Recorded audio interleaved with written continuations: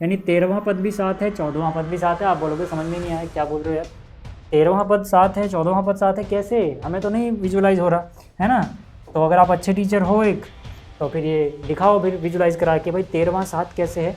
इसके बाद के जो 4 क्वेश्चन है नेक्स्ट 4, यानी क्वेश्चन नंबर 5, 6, 7, 8, ये जो 4 क्वेश्चन है ये वर्गीकृत आंकड़ों का एक टाइप होता है असतत बारंबारता बंटन, है ना। मैं ये बोल के गया मान लो क्लास में, आप और आपके दोस्त थे, बट यार अब स्कूल टाइम में बच्चे शैतान होते हैं, है ना। आपको होना मान लो यहाँ यहाँ यहाँ यहाँ इसी लाइन पे होना चाहिए था, बट यार जैसे टीचर इधर उधर होता है आप लोग क्या करते हो, इधर उधर भटकने लगते हो भाई। लेकिन ये आंकड़े कितना भटक गए हैं, कितना विचलित हो गए, तो ये मैंने क्या निकाला, विचलन। हेलो वेलकम, क्या हाल चाल। तो देखो यार, जो ये सांख्यिकी का चैप्टर है इसके लिए बड़े सारे कमेंट आए हुए हैं, क्योंकि इसमें कैलकुलेशंस आपको हार्ड लग रही होंगी, 10th से थोड़ा लेवल हल्का सा ऊंचा हो गया है, इससे भी डर लग रहा होगा, है ना। क्योंकि यहाँ पर जो कैलकुलेशंस आप करते हैं उसमें ज़्यादातर बच्चों के साथ ये रहता है कि भैया कॉन्सेप्ट तो समझ में आ रहा है कि देखो ऐसे ऐसे करना है, लेकिन कैलकुलेशन में मिस्टेक हो जा रही है। तो जो भी आपकी दिक्कतें हैं सब देखो यार धीरे धीरे मैं दूर कर दूंगा, टेंशन मत लो। आज मैं आपको ये जो प्रश्नावली 13.1 है इसके पहले 8 क्वेश्चंस कराने वाला हूं, लेकिन उससे पहले मैं आपको एक बात बताता हूं। ये जो क्वेश्चंस है ना, आप इनको 4 4 4 के ग्रुप में डिवाइड कर सकते हो। जो पहले 4 क्वेश्चन है वो अलग तरह के आंकड़ों पे हैं, नेक्स्ट 4 थोड़ा अलग तरह के आंकड़ों पे है, और जो आखिरी के 4 है वो अलग तरह के आंकड़ों पे हैं। कहने का मतलब क्या है सर, अगर आप मोटा मोटा डिवाइड करो, हालांकि तब 2 ही पार्ट आपको नजर आएंगे, अवर्गीकृत आंकड़े और वर्गीकृत आंकड़े। लेकिन अगर आप आगे जाओगे तो जो वर्गीकृत आंकड़े हैं इनको फिर से 2 सब कैटेगरीज में बांट दिया गया है, ये वाली और ये वाली। मैं एक एक करके सारी चीजें आपको बताता हूँ। देखो मैं ये कह रहा हूँ कि जो पहले 4 क्वेश्चन है, क्वेश्चन नंबर 1, 2, 3, 4, ये जो 4 क्वेश्चन है इस प्रश्नावली के सर, ये है अवर्गीकृत आंकड़ों के ऊपर। अवर्गीकृत आंकड़े का मतलब क्या है सर, यहाँ आप देखो आपको समझ में आ जाएगा।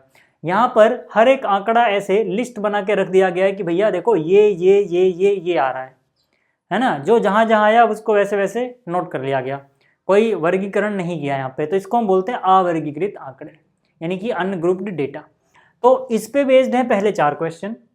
इसके बाद के जो 4 क्वेश्चन है नेक्स्ट 4, यानी क्वेश्चन नंबर 5, 6, 7, 8, ये जो 4 क्वेश्चन है ये वर्गीकृत आंकड़ों का एक टाइप होता है असतत बारंबारता बंटन, उस पे बेस्ड है। क्या होता है ये असतत बारंबारता बंटन, यानी कि डिस्क्रीट फ्रीक्वेंसी डिस्ट्रीब्यूशन। इसमें क्या होता है कि हर एक आंकड़ा कितनी कितनी बार आया है इस तरह से आपको लिस्ट बना के दे दी जाएगी। कहने का मतलब है 5 के सामने अगर 7 लिखा है और यहाँ लिखा है xi, यहाँ पे लिखा है fi, fi मतलब फ्रीक्वेंसी कितनी है, यानी कितनी बार वो आया है, xi मतलब क्या आंकड़ा है। जैसे 5 7 बार आया है, 10 4 बार आया है, 15 6 बार आया है, इसी तरह से बाकी 20 3 बार और 25 5 बार। तो जब भी आपको ऐसा दिया जाए तो आप समझ जाना असतत बारंबारता बंटन है। मैं आपको ये क्यों बता रहा हूँ, क्योंकि हर एक में थोड़ा थोड़ा तरीका अपना बदलता जाएगा, ठीक है। अब अगला क्या है सर, सतत बारंबारता बंटन, यानी कि कॉन्टिन्यूअस फ्रीक्वेंसी डिस्ट्रीब्यूशन। ये भी क्या है सर, वर्गीकृत आंकड़ों का ही एक टाइप है, यानी कि ये और ये वर्गीकृत आंकड़े ही हैं, है ना, मतलब उनके अलग अलग टाइप हैं।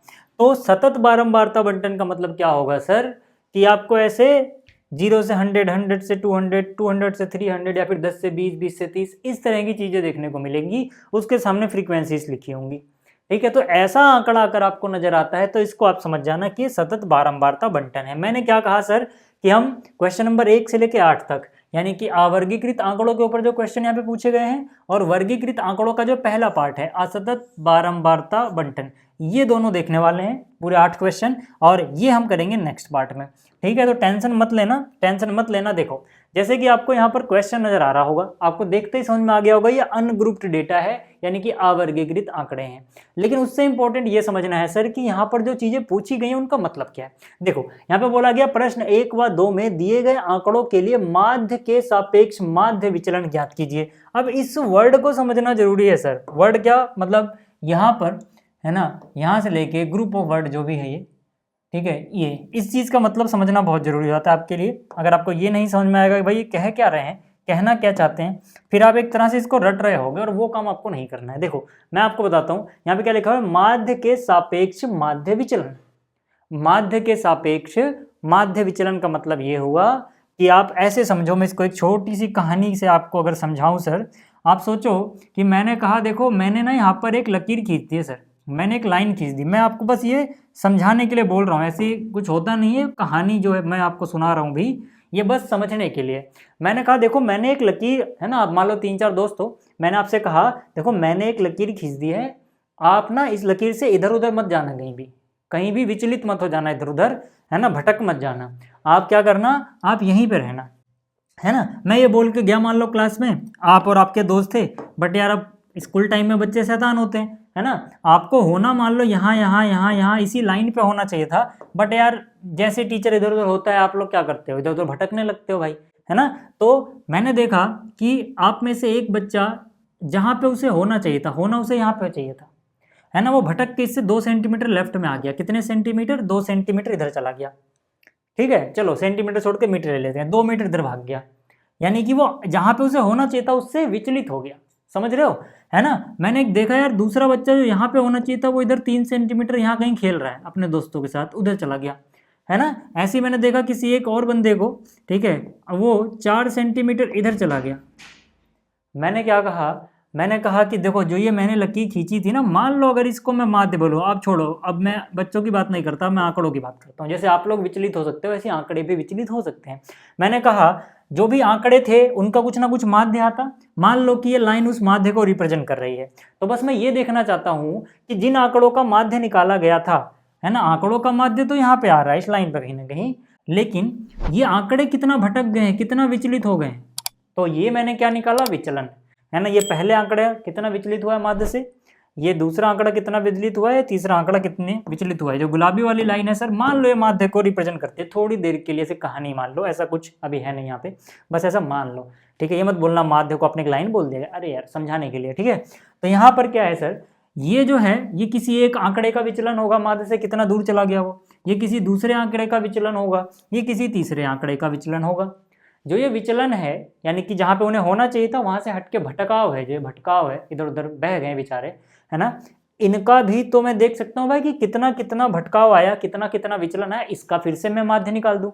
यानी कि माध्य मैंने निकाला था पहले आंकड़ों का, वो गुलाबी वाली लाइन है, फिर मैंने देखा हर एक आंकड़ा अपने माध्य में जो उनका सारा माध्य आया था, उनको मिला के जो माध्य आया था, उस माध्य से हर एक आंकड़ा कितना कितना विचलित हो गया, इस विचलन का भी मैं माध्य निकाल दूं, तो उसको क्या बोलेंगे, माध्य के सापेक्ष विचलन का माध्य। समझ में आ गया। अब सोचो अगर मैंने ये गुलाबी वाली लाइन है इसको माध्य नहीं बल्कि माध्यिका या माध्यक बोला होता, है ना, मैंने माध्यिका या माध्यक बोला होता कि भाई ये गुलाबी वाली लाइन ये माध्यक को रिप्रेजेंट करती है, तो मतलब ये माध्यक से कितना कितना विचलित हो गए, है ना। तो उस केस में हम किसकी बात कर रहे होंगे, ये वाला जो क्वेश्चन है ना, 3 और 4 के आंकड़ों के लिए माध्यिका के सापेक्ष माध्य का विचलन निकालो, मतलब किससे भटका है, किससे विचलित हुए हैं, वो क्या है, माध्यिका, माध्यिका से कितना इधर उधर गए हैं उसका एवरेज निकाल दो, है ना। और ऐसे ही यहाँ पे आप देखेंगे तो माध्य के सापेक्ष में कितना विचलन हुआ इधर उधर गए उसका, ठीक है, एवरेज निकाल दो। तो कहने का मतलब आपका प्रोसीजर कुछ ऐसा होगा सर, आपका प्रोसीजर कुछ ऐसा होगा कि आपको कुछ यहाँ पे आंकड़े दिए गए होंगे, इन आंकड़ों का आप पहले माध्य निकालोगे, ध्यान से देख लो आपको रटना ना पड़े ताकि समझ में आ जाए चीज़ें।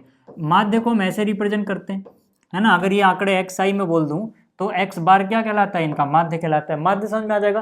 फिर आप देखोगे कि हर एक आंकड़ा ये जो माध्य आया है उससे कितना दूरी पर है, उसका एब्सोल्यूट वैल्यू यानी निरपेक्ष मान ले लोगे। अभी मैं समझाऊंगा इसका क्या मतलब होता है, यानी कि भटकाव आ जाएगा भाई कितने सेंटीमीटर कितने मीटर दूर गया वो, है ना। फिर जो भटकाव आएगा उसका एवरेज निकाल दोगे ना, उसका भी माध्य आ जाएगा। मतलब माध्य के सापेक्ष में, मतलब पहले माध्य निकाल लिया उसके सापेक्ष में इनसे देख लिया कितना कितना दूरी पे है, फिर जो विचलन आया उसका भी माध्य निकाल लिया, यानी विचलन का माध्य, माध्य के सापेक्ष में विचलन का माध्य। समझ में आई बात, ये मतलब इसका कहने का। अगर कुछ समझ में नहीं आया रह गया है तो टेंशन वेंशन मत लेना मेरे भाई, मैं बता रहा हूँ, देखो बहुत सिंपल सा ये चैप्टर है, बहुत आसान सा यार, है ना। हमने तो जो बड़े बड़े चैप्टर थे उसमें भी आपको मैंने कुछ ऐसी चीज़ें बता दी, है ना, अगर आप लगातार इस चैनल को फॉलो करते हुए आ रहे हो तो, जिसमें आपको बड़ी बड़ी चीज़ें कठिन नहीं लगी होंगी। सर बाइनोमियल थ्योरम की कैलकुलेशंस मैंने आपको बता दी, बिना रफ वर्क करे कैसे करोगे, फिर ये चैप्टर क्या ही है यार, है ना। तो कुछ खास दिक्कत नहीं आएगी। देखो मैं क्या कह रहा हूँ आपको, यहाँ पर क्या है सर, 4, 7, 8, 9 जो भी चीज़ें हैं इनको एक्स बोल दिया। एक्स कहने का मतलब क्या हुआ सर, आई की जगह 1 रखोगे तो पहला, ठीक है, यानी कि इसकी वैल्यू 4 हो गई। अगर इसी तरह से आप आई की जगह पे 2 रख देते हो, x2 मतलब ये दूसरा आंकड़ा, ठीक है। ऐसे ही एक्स आई मतलब नंबरिंग करते जाओ, कहाँ तक, जब तक आप n तक यानी जितनी भी चीज़ें वहाँ तक ना पहुँच पाओ। x3 का मतलब ये, इस तरह से चीज़ें हैं कहने का मतलब। आगे बात समझ में, यहाँ पे आई क्यों लिखते हैं, बस नंबरिंग, आई का मान बदलता रहेगा, अलग अलग आंकड़ा आप यहाँ पे देख पाओगे इसकी मदद से। अब यहाँ पर क्या है सर, मैंने क्या कहा कि सबसे पहले तो आपको माध्य निकालना है, है ना, जिसके सापेक्ष में विचलन निकालना हो, माध्य के सापेक्ष में ना, तो बस पहले वो निकालो। तो माध्य के सापेक्ष में निकालना है तो पहले माध्य निकालोगे। अब भाई माध्य कैसे निकालते हैं? माध्य मतलब क्या? एवरेज यार, है ना, अर्थमेटिक मीन, एवरेज। कैसे निकालते हो किसी चीज़ का एवरेज? सबको जोड़ दो, कितने लोग थे उससे डिवाइड कर दो, है ना। तो एवरेज निकालने का मतलब क्या हुआ? Sigma x I divide by कितने लोग हैं उससे डिवाइड कर दिया, यानी कि एन से, है ना। आप में से बहुत सारे लोग बोल रहे होंगे यार हमने तो यहाँ पे एफ आई एक्स आई भी पढ़ा है कहीं कहीं। मैं उसका कारण बताता हूँ कि यहाँ पे वो मैं क्यों नहीं लिख रहा, हर एक चीज़ क्लियर कर दूंगा, टेंशन मत लो, ठीक है। तो यहाँ पे एन क्या है कि आंकड़ों की संख्या कितनी है, कितने हैं सर यहाँ पे? ये 1 2 3 4 5 6 7 8, 8 लोग हैं। तो एन का मान कितना हो गया सर? 8 हो गया। यहाँ तक बात समझ में आ रही है? जो भी चीज़ें आपके दिमाग में सब क्लियर हो जाएंगी, है ना। फॉर्मूला चेंज होता जाएगा थोड़ा थोड़ा, है ना। यानी कि जब ये अनग्रुप्ड डेटा है, अवर्गीकृत डेटा है तो अलग फॉर्मूला, है ना। जब सतत वाला होगा तो थोड़ा अलग फॉर्मूला, असतत में थोड़ा और अलग फॉर्मूला। वो क्यों फर्क पड़ रहा है सब बता दूंगा, टेंशन मत लेना, ठीक है। तो यहाँ पे सिग्मा एक्स आई मतलब इन सबको जोड़ो। तो यहाँ पर क्या है सर? 4, उसमें क्या जोड़ा? 7, उसमें क्या जोड़ा? 8, फिर 9 10 12, फिर यहाँ पर आ गया 9, यहाँ पे आ गया 10, यहाँ पे आ गया 12, फिर 13 और 17, फिर यहाँ पे आ गया 13 और 17, इनको जोड़ दिया सर। डिवाइड बाई किससे करना है? ठीक है, डिवाइड बाई किससे करना है? एन से करना है, यानी कि 8 से। इनको आप जोड़ोगे ना तो 80 आ जाएगा। इनको जो आप जोड़ के देख लेना कितना आ जाएगा? 80 डिवाइड बाई कितना है? 8, यानी कि सर यहाँ से अगर मैं निकालने बैठूँ तो माध्य मुझे दिख गया 8, है ना। थोड़ी सी जगह बना लूँ, थोड़ी सी जगह बना लूँ सर, ठीक है, देखो, है ना, ताकि मैं अगली उधर ना जाना पड़े, यहीं पे लिख पाऊँ, ठीक है। तो माध्य जो था सर, है ना, 80/10 यानी कि सॉरी 10, है ना। माध्य कितना दिख गया? 10 दिख गया। 80/8 यानी कि 10 माध्य दिख गया। मैं अब क्या कह रहा हूँ आपको? मैं आपको क्या कह रहा हूँ सर? मैंने थोड़ी देर पहले कहा था कि मान लो कि ये लकीर अगर माध्य को रिप्रेजेंट करे तो आप देखोगे हर एक आंकड़ा इससे कितना कितना दूरी पे भटक गया, इधर उधर हो गया, है ना। तो जैसे कि ये लकीर मान लो 10 को रिप्रेजेंट करती है ना। कितने को? 10 को। क्यों? क्योंकि माध्य 10 आया है। तो बस आप ये देखोगे कि हर एक आंकड़ा, जैसे कि 4 10 से कितना दूरी पे है, 7 10 से कितना भटका हुआ है, 8 10 से कितना भटका हुआ है, मतलब इनके बीच का अंतर क्या है, इनके बीच का अंतर क्या है, उसकी एब्सोल्यूट वैल्यू लेनी है, निरपेक्ष मान लेना है, यानी कि माइनस में भी आएगा तो प्लस कर देना है। कहने का मतलब क्या है सर? कि अब आपको क्या निकालना है वो देख लो। अब आपको निकालना है एक्स आई और जो आपने माध्य निकाला उनके बीच में विचलन कितना है। उनके बीच में विचलन मतलब होना कहाँ चाहिए था, गया कहाँ, होना कहाँ पे चाहिए था? 10 पे। अगर मैं पहले की बात करूँ सर, है ना, 4 होना कहाँ पे चाहिए था? 10 पे। मैंने मीन से देखा कितनी दूरी पे, ये 4 पे होना चाहिए था, 10 पे है 4 पे, यानी 6 का गैप आ गया, यानी इसका विचलन आ गया 6 का। तो इसको हम कैसे लिखेंगे? इसको हम लिखेंगे भाई 4 माइनस में 10 करो, यानी कि जो भी माध्य है वो करते जाओ और यहाँ लिखते जाओ, जैसे कि यहाँ पे 6 का। समझ में आ गया? समझ में आ गया तो ऐसे सारे आंकड़े लिख लो। 4 लिख लिया, फिर क्या है? 7 9, 7 8 9, तो यहाँ पे लिखा 7, यहाँ पे लिखा 8, यहाँ पे लिखा 9, ठीक है। फिर 10 12 13, फिर यहाँ पे लिखा 10, यहाँ लिखा 12, यहाँ लिखा 13, और फिर क्या है? 17 है सर। फिर क्या है? 17। इसे एक मत समझना जो लगा रहा हूँ, मोड़ लगा रहा हूँ सर, है ना। माइनस क्या करना है सर? सबसे 10 माइनस करते जाओ, है ना। क्यों? क्योंकि हमें देखना है 10 से कितनी दूरी पे है, 10 से कितना भटक गए हैं, 10 से ही। क्यों? क्योंकि 10 माध्य है। हमसे ही तो पूछा था कि अपने माध्य मतलब ये माध्य से कितना इधर उधर भटके हैं। ये मोड का सिंबल है सर, इसलिए अलग कलर से ही कर दे रहा हूँ ताकि आपको कन्फ्यूजन ना हो, नहीं तो कहीं 101 पढ़ लो उसे, है ना। इसको अलग कलर से ही कर देते हैं, ठीक रहेगा यार, ठीक है। बात समझ में आ रही है सबको? बात समझ में आ रही है सबको? देखो कैलकुलेशन बहुत आसान है मेरे भाई, बहुत आसान, ठीक है। जो बच्चे मुझे देखते हुए आए हैं शुरू से क्लास 11th में, उन्हें मेरी बात पे विश्वास हो रहा होगा, और जो नए हैं उन्हें हो जाएगा, ठीक है। देखो, ठीक है। अब यहाँ पे आ जाओ, 7 और 10 का कितना गैप होता है? 3 का। बस आप गैप देख लो, प्लस माइनस का फिक्र मत करो। 8 और 10 में कितना गैप है सर? 2 का। 10 और 9 में कितना गैप है सर? 1 का। 10 और 10 में 0 का। 12 और 10 में 2 का अंतर है सर, है ना। 13 और 10 में 3 का अंतर है सर। एब्सोल्यूट वैल्यू ले रहे हैं ना, मोड लगा हुआ है, इसलिए प्लस माइनस की फिक्र नहीं करेंगे। यहाँ तक बात समझ में आई क्या? यहाँ तक बात समझ में आई? तो मतलब ये जो आ रही हैं चीज़ें, ये क्या आ रहा है? ये क्या आ रहा है? ये एब्सोल्यूट वैल्यूज यानी मोड वाली वैल्यूज है, निरपेक्ष मान। ये निरपेक्ष मान है किसका? कि आंकड़े माध्य से कितना विचलित हुए हैं, यानी कि ये है विचलन का निरपेक्ष मान, है ना। ये है, ये असलियत में क्या चीज को रिप्रेजेंट कर रहा है? ये है माध्य से विचलन, है ना। ये है माध्य से कितना विचलित हो गए, माध्य से विचलन का माध्य से विचलन का निरपेक्ष मान है सर, ये मॉडुलस में लिया हम ना वैल्यू, ठीक है, निरपेक्ष मान। आगे बात समझ में, ठीक है। अब जरा देखना, अब मुझे एक बात बताओ सर, मुझे एक बात बताओ, मैंने क्या कहा, मैंने कहा भाई कौन कितना भटका वो मुझे पता लग गया भाई। 4 अपने मीन वैल्यू से, मतलब इन सबके मीन वैल्यू से कितना भटका हुआ है 6, 7 कितना भटका हुआ है 3, 8 कितना भटका हुआ है 10 से 2, 9 किससे भटका हुआ है 10 से कितना भटका हुआ है 1। तो ये भटकाव आ गया, नहीं विचलन आ गया। अब मुझे क्या करना था, विचलन का भी माध्य निकालना है। ध्यान से देखो, माध्य के सापेक्ष में जो विचलन है उसका भी माध्य निकालो, यानी कि यही तो है माध्य के सापेक्ष में विचलन। माध्य से विचलन की जगह आप अच्छा रहेगा लिखना माध्य के सापेक्ष में विचलन, ठीक है। यहाँ तो बात समझ में आ गई। अब मुझे क्या करना है, मुझे इनका भी माध्य निकालना है। तो भाई जिसका माध्य निकालना होता है, जैसे इन आंकड़ों का ही माध्य निकालना था, सबने अपने सारे आंकड़े जोड़ ले, डिवाइड बाई कितने थे वो लिख दिया।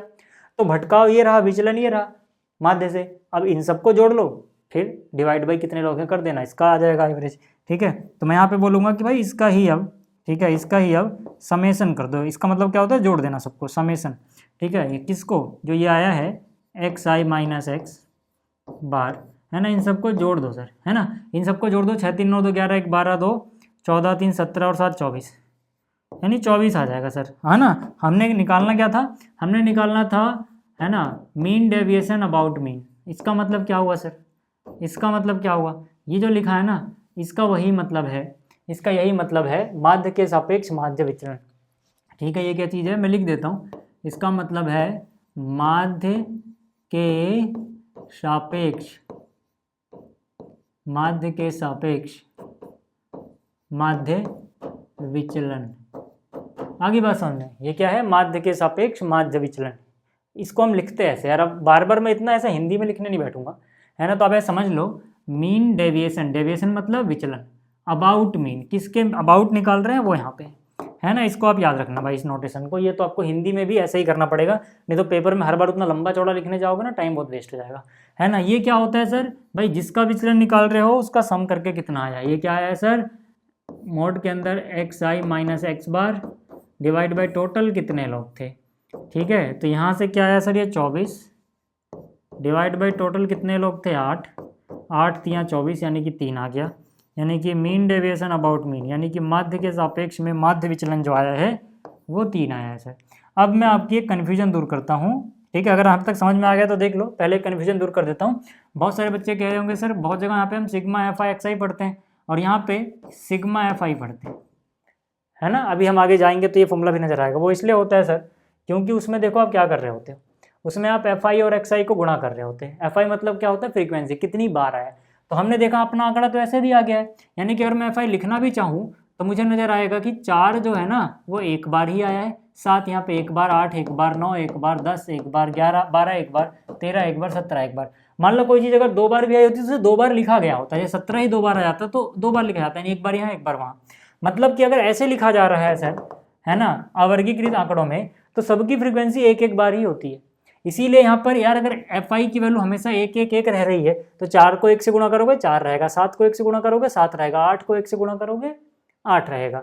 फिर वैसा क्यों लिखा जाता है, कहीं कहीं पे मान लो 17 8 बार आया होता तो 8 बार 17 17 17 लिखने की जगह हम क्या लिख देते, 17 के आगे 8, यानी 17 8 बार है।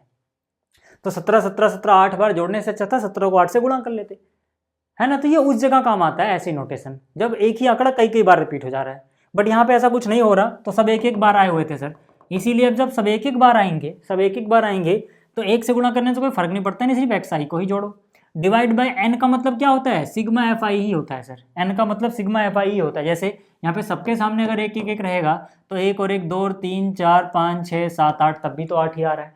अगर आप यहाँ से ना देख के इनको गिनी लो कि कितने लोग हैं, 1 2 3 4 5 6 7 8, तब भी तो आपको 8 मिल रहा है। इसीलिए सर, इसीलिए यहाँ पे सिग्मा एफ आई एक्स आई यहाँ तो नहीं दिख रहा है, लेकिन जब आपको ऐसे फ्रीक्वेंसी दी जाएगी ना, ठीक है, ये इस क्वेश्चन की बात कर रहा हूँ, 5 7 बार 10 4 बार, तो वहाँ पे एक्स आई ना होके सिग्मा में एफ आई एक्स आई आ जाता है। तो वो सब टेंशन मत लेना, मैं बताता चलूँगा सारी चीज़ें आपको, है ना। आपको सारी चीज़ें समझ में आएंगी, कोई ऐसी दिक्कत वाली बात नहीं है। तो यहाँ तक बात समझ में आ गई। देखो अगर आपको इस पहले क्वेश्चन से क्लियर हो चुका है, तरीका थोड़ा बहुत भी क्लियर हो चुका है, तो खुश होना है आपको, दुखी नहीं होना कि पूरा समझ में नहीं आया। भाई देखो वैसे तो आ गया होगा, बट अगर नहीं भी आया है तो मैं कहना ये है कि जब आप कुछ सीख रहे हो शुरू में, जब आप शुरू में कुछ सीखना चालू करते हो ना, तो बहुत सारे बच्चे सोचते हैं यार ये पहला कॉन्सेप्ट मुझे पूरा एक बार में ही सब कुछ समझ में आ जाना चाहिए था। भाई बड़े बड़े जीनियस लोगों के साथ ऐसा नहीं होता है। वो पहले जब सीखते हैं तो उनको अगर थोड़ा सा हिस्सा समझ में आया तो उस पर खुश होते हैं, चलो यार इतना तो आ गया, अब दोबारा प्रयास करते हैं। फिर वो जो परसेंटेज होती है ना वो बढ़ती जाती है सीखने की। भाई आपने इतना हिस्सा सीख लिया, 1/4, फिर आपने आधा सीख लिया, 75% सीख लिया, 85% सीख लिया, फिर ऐसे ऐसे चीज़ें प्रैक्टिस करने के बाद बिल्ड होती हैं। तो अगर आपने ये सीख लिया, इतना समझ में आया तो ठीक है सर, नहीं तो यही प्रोसीजर अगले क्वेश्चन में भी है, सेम तरह का क्वेश्चन है, उस पर चलते हैं। वो मैंने पहले सोल्व करके रखा हुआ है जानबूझ के, क्योंकि टाइम नहीं वेस्ट करना। अब कैलकुलेशन है और तरीका आपको आ चुका है, तो बस मैं एक बार और तरीका पक्का कर देता हूँ ताकि आपको समझ में आए। कैलकुलेशन भी साथ साथ आप देखते रहना, ठीक है। तो यहाँ पर देखो अगला जो क्वेश्चन है, इसमें आंकड़े बस बदल दिए गए है, तो वही है अवर्गीकृत आंकड़ा, तो हमें निकालना भी वही है। क्यों? क्योंकि यहाँ पे बोला गया था दूसरे प्रश्न में भी वही करना है, माध्य के सापेक्ष माध्य विचलन। तो यानी कि पहले तो माध्य निकालना पड़ेगा सर, है ना। पहले क्या निकालना पड़ेगा? माध्य निकालना पड़ेगा सर आंकड़ों का, ठीक है। तो अगर आंकड़े ये हैं आपके पास, तो माध्य क्या हो जाएगा इनका? सभी आंकड़ों को जोड़ दो, डिवाइड बाय n कर दो, क्योंकि सबकी फ्रीक्वेंसी 111 है, एक एक बार आए हैं सब। जो चीज़ें एक बार से ज़्यादा होंगी भी यहाँ पे, वो फिर अलग अलग जगह लिखी होंगी, ठीक है। तो यानी सबको जोड़ दिया हमने, डिवाइड बाय n कर दिया। n का मतलब कितने लोग हैं? तो 1 2 3 4 5 6 7 8 9 10 लोग थे, तो n की वैल्यू आ गई 10। यहाँ से समझ में आ रहा है n की वैल्यू 10 क्यों ली? यहाँ तक बात समझ में हो गई। अब देखो, अब हमें क्या करना है, सिग्मा है भाई। सिग्मा का मतलब क्या है? सबको जोड़ना है सर। इसको i1 से लेके जितने भी हैं n तक, यानी कि i1 की वैल्यू ये, i2 पे x2 ये बन जाएगा, x3 ये बन जाएगा, इस तरह से, ठीक है। तो मैंने क्या किया, 38 + 70 + 48 + 40 फिर 42 55 ये सबको जोड़ दिया यहाँ पे, डिवाइड बाय n की जगह रख दिया 10। इन सबको जोड़ के आएगा 500, जोड़ के देख लेना चाहिए। डिवाइड बाय 10 करोगे सर, 1 0 से 1 0 उड़ा दो, है ना। तो 50/1 मतलब 50, तो माध्य आ गया 50। अब हमें क्या करना था सर? माध्य के सापेक्ष में विचलन निकालना है, फिर उस विचलन का माध्य निकाल देना है। तो माध्य के सापेक्ष में विचलन मतलब ये जो माध्य है, इससे आंकड़े कितना विचलित हुए हैं। जैसे 50 और 38 के बीच में देखो 12 का गैप है। अगर मैं 38 को देखूं, अगर मैं 50 को देखूं, तो माध्य यहाँ पे इससे कितना विचलित हो गया वो बंदा, 38 यानी 38 12, है ना। तो मतलब मुझे क्या करना है, मुझे यही चीज़ तो लिखनी है, 50 और 38 में कितना विचलन आया, 12 का। मतलब ये लिखना क्या है मुझे, अब जो भी x आई है, जो भी आंकड़ा है, वो x बार यानी कि माध्य से कितनी दूरी पे है, तो उनका डिफरेंस निकालेंगे और मोड लगा देंगे, क्योंकि हमें यहाँ पे निरपेक्ष मान निकालना है। बात समझ में आई? तो यहाँ पे मैं सारी चीज़ें लिख लूँगा। देखो 38 70 48, 38 70 48, उसके बाद क्या है 40 42 55, 40 42 55, फिर क्या है 63 46 54 44, 63 46 54 44 मैं लिख दिया। अब इन सब में से मुझे क्या माइनस करना है सर? x बार, यानी कि ये जो आया है 50, है ना, माध्य, क्योंकि माध्य से ही विचलन देखना है मुझे, ये माइनस कर दूंगा सब में से। 50 माइनस किया, -50 -50 ऐसे करते करते यहाँ तक कर लिया।